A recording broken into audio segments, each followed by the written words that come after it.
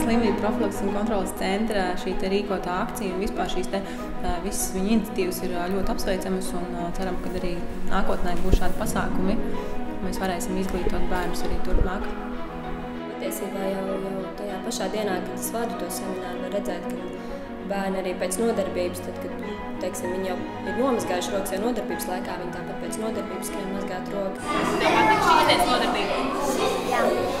Kas tev šodien vislabāk patika nodarbībā? Man patika divas lietas. Man patika tas eksperiments un man patika tā multenīte.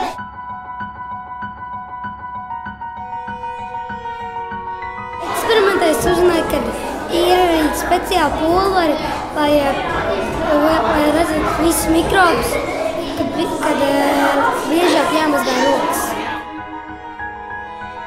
Tas ir ļoti labi un varbūt bija nianses, ko varbūt mēs tā vēl neesam pieskārušies tik dziļi tai tēmai, tā kā bija, ko viņi zināja un bija, kas viņiem no jauna atklājās.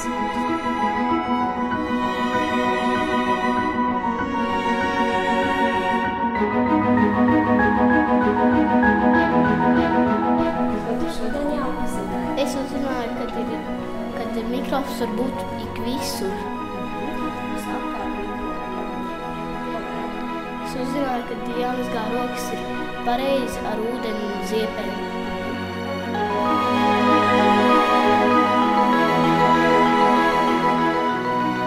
Patīk eksperiments. Eksperiments. Un cik tev daudz bija mikrobu uz rociņu? Visi negadās, malacis.